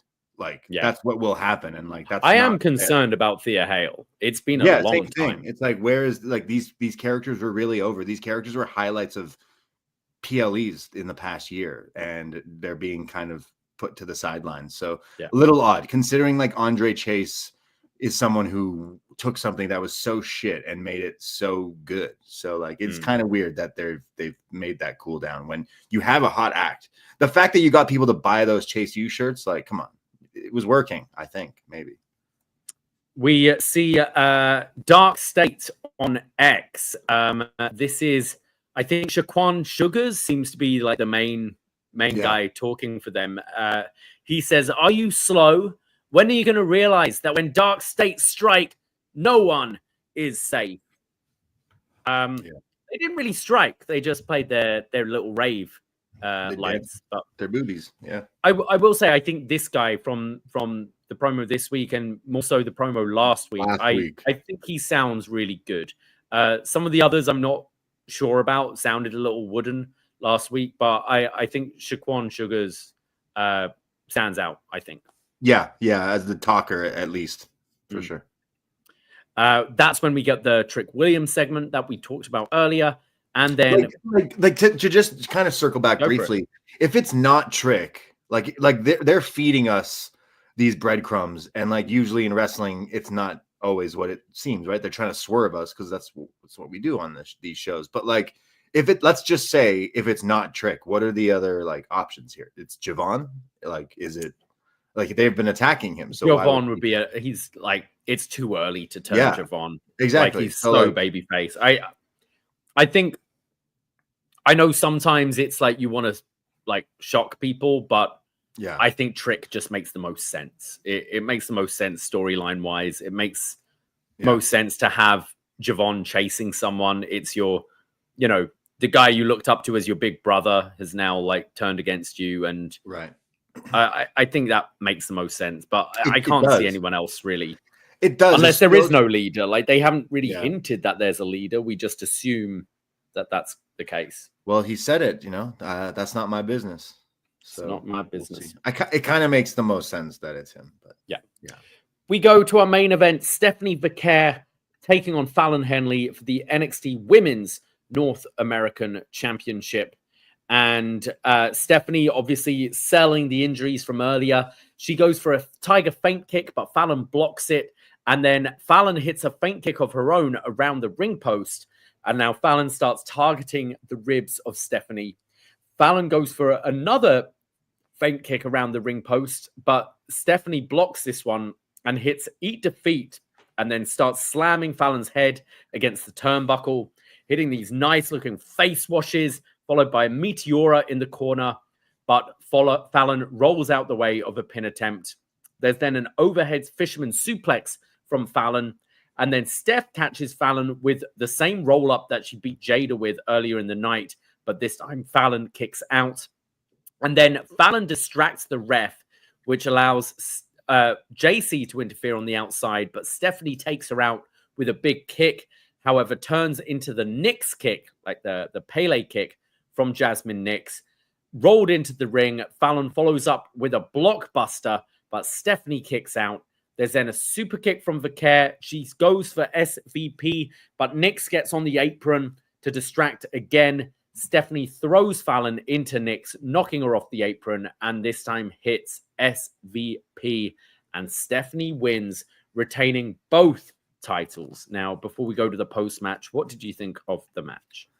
Yeah, like, again, the storyline of Stephanie having to defend two titles and then the injury and the attack and everything, it plays into a good story. Like, it either goes, hey, this is the reason she lost. It's because she put up a fighting effort, but it was stacked against her. She had two matches. She got a beatdown from, three women during this whole match, and essentially. But the other way is she still overcomes the odds because look how good she is and how strong she is of a character and a babyface. So I thought the match itself was really fun. There was some good callbacks to the previous match, and that obviously Fallon was scouting it and like knows her playbook here essentially. And there was a few things like that blockbuster. I thought for a sec that was it because she was getting beat up and everything. So good hope spot there. But I will say, kind of like how I felt of the first match, it's like I know that if this was a PLE, that these two specifically would put on like a show stealer. And I didn't quite get to that level, but it was still pretty fun. And even though Stephanie retains, which I could lead us into, will she have two matches at Stand and Deliver, right?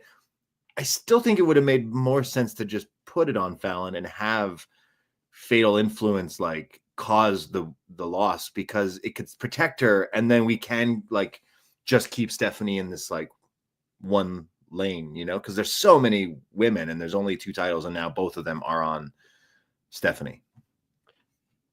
I think it's too soon to have. She only won this 2 weeks ago. Yeah. I think it's too soon to drop the double title gimmick right away. I think you can do a kind of similar story you've had with Fraxium, where they keep pushing themselves. They're doing double matches, and eventually it catches up with her, and she drops one of these titles, probably the North American. But I think you can. I think you should probably have Stephanie as double champion going into Stand and Deliver. You could even do like right now. Okay, let's get into what happens after, because I do have a few. I think maybe where it goes. So after the match, Fatal Influence attack Stephanie Vaquer when Jordan Grace runs out for the save. She hands Stephanie back the North American title, but is keeping hold of the NXT Women's title and kind of just letting her hold on to it for a little bit. When Jaida Parker runs out and attacks Grace, Grace fights back and knocks her off the apron with Hypnotic. And then we see backstage in the women's locker room, Ava's there with Stevie Turner. With everyone arguing, all the women. Lola Vice says she wants next. Then Kalani says it's her shot. Cora Jade, Izzy Dane, they're all fighting over who should be next in line. And then it zooms in awkwardly on Ava. She's like, I'll have to figure this out as NXT goes off the air. Yeah, I thought that was ridiculous. Just zooming in on Ava like, oh, what am I going to do? So Battle Royal, I don't know. Like, it seems like everyone wants a shot here. A gauntlet? Like, what I was getting at is the stuff with Jaida. Like, are we just going to go to Stephanie versus Jordynne Grace? Or are we going to have a WrestleMania 2000 moment where it's a triple threat, but for both titles, like simultaneously? You could do something like that because they made it kind of clear that it's Jaida still in this mix. And then on top of that, all these other women are like claiming that I'm next. So again, it's like, are we going to have double Stephanie matches? I think I think she has both titles going to Stand and Deliver.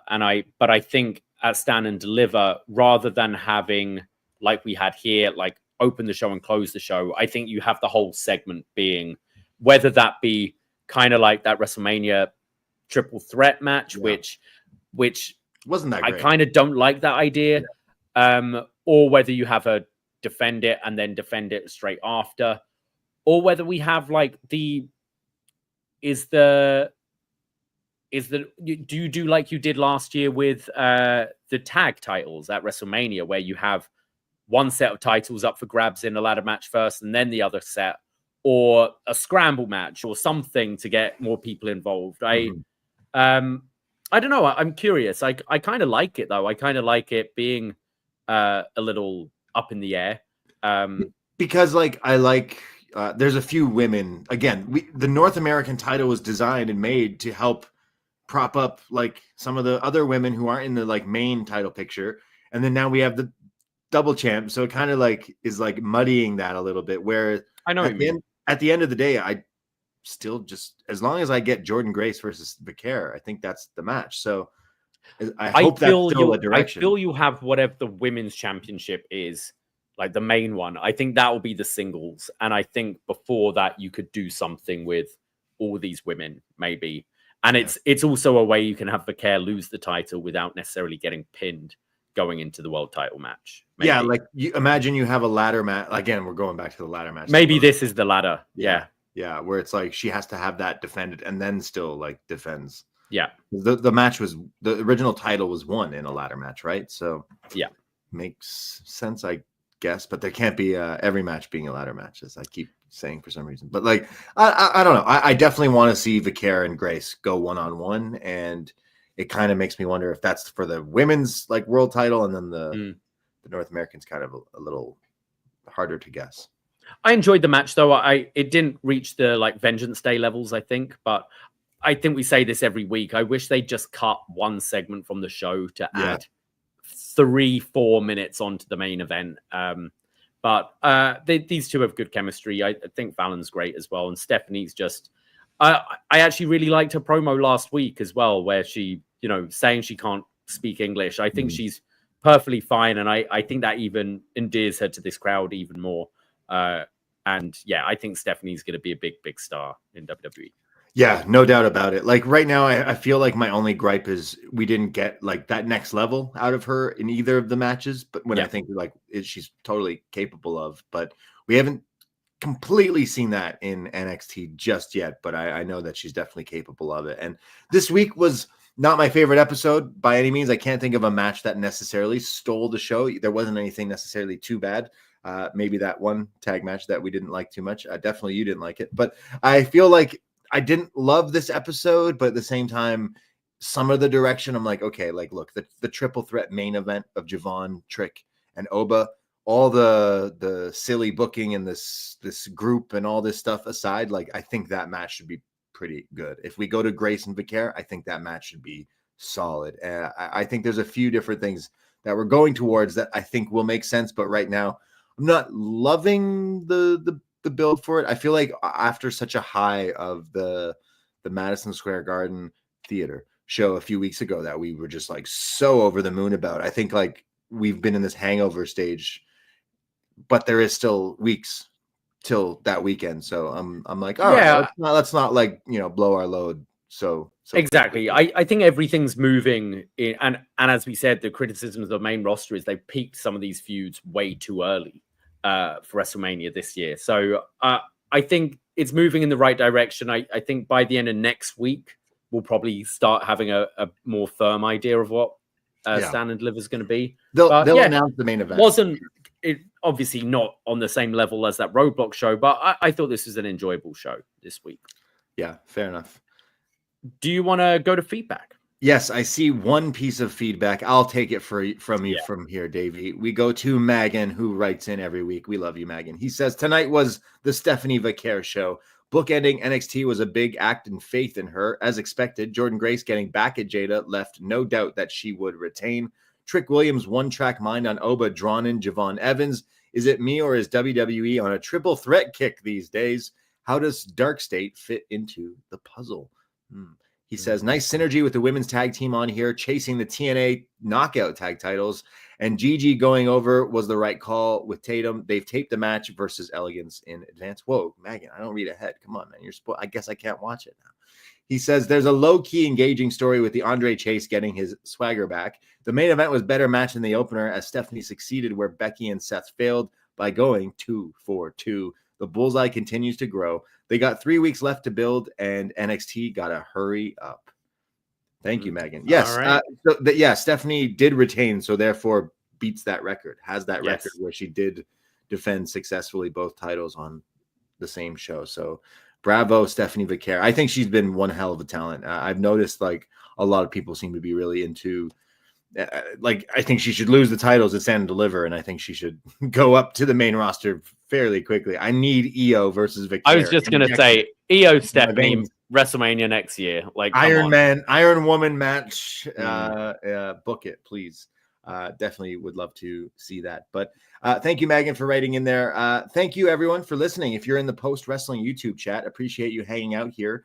We do this every Tuesday on Post Wrestling Live, and then the audio goes up at postwrestling.com and on the Post Wrestling free feed. So appreciate all of the love out there as usual. We will be back next Tuesday, but the podcasts never end. Search Poison Rana in YouTube or your podcast app. Give us a follow, a subscribe, and check out all the other shows that we do. We mentioned Poison Rana Live every Sunday.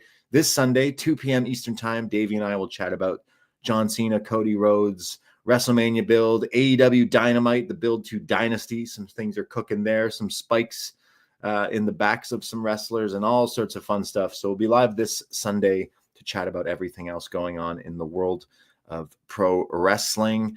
And like I said, we keep the lights on by going to patreon.com/poisonrana. It's only $5 to get access to all the best match evers, all the retro NXT reviews, all the movie reviews, wrestling reviews, and so much more. We have so many fun podcasts in our catalog and lined up for you fine people. So if you haven't checked out any of our shows, go check it. What are you waiting for? $5. What are you waiting for? That's like a coffee, not even really these days. So like go support and connects to your RSS feed and your podcast app and everything. And it's a very pleasurable and enjoying thing listening to our podcast. We appreciate it. We appreciate. I think that's it though, guys. I think that is it. Follow at Poison Rana Pod. I myself, the Bray D on Instagram, Blue Sky, Twitter, all the fun things. Where are you, Davey? You can find me on Blue Sky at davie.poisonrana.ca or on all the other socials at Davie Portman. Excellent. Take care. Goodbye. Be safe. And Canada is not for sale. Ahoy!